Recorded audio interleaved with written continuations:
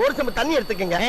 அத தோசைக்கல்ல ஊத்தி அதுக்குன்னு வழக்கமா ஒரு விளக்கமாறு வச்சிருப்பீங்கல்ல? ஆமாங்க. அத அடிப்பக்கமா திருப்பி சரிங்க. வரட்டு வரட்டு வரட்டுன்னு ஒரு 4 இழுப்பு இழுத்து சரிங்க. நல்லா கழுவி விட்டுருங்க. சரிங்க. ஒரு கிண்ண நிறைய மாவு எடுத்து பெரிய ரவுண்டாவும் இல்லாம சின்ன ரவுண்டாவும் இல்லாம சரிங்க. பொதுவா ஒரு ரவுண்ட ஊத்தி 4-5 வெங்காயத்தை போட்டு அள்ளி பொடி பொடி பொடியா நறுக்கி அப்படியே மேலாப்ல பரபரன்னு தூவி விட்டு சரிங்க. ஒரு நீளமான கேரட் எடுத்து அதையும் பொடி பொடியா நறுக்கி சரிங்க. அப்படியே மேலாப்ல பரபரப்பா தூவி விட்டு சரிங்க. ஒரு 16 கரண்டி நெய் எடுத்து சரிங்க. அதுல 6 கரண்டி நெய்ய உள் சைடு அப்படியே லேசா விளாவி விட்டு சரிங்க. 10 கரண்டி நெய்ய தோசைக்கு வெளி சைடு அப்படியே மேலாப்ல விளாவி விட்டு சரிங்க. இட்லி பொடி இருக்கு பாத்தீங்களா, அத அப்படியே அள்ளி மலை சாரல் மாதிரி அதை மேலாப்ல பரபரன்னு அப்படியே பேய விட்டு சரிங்க.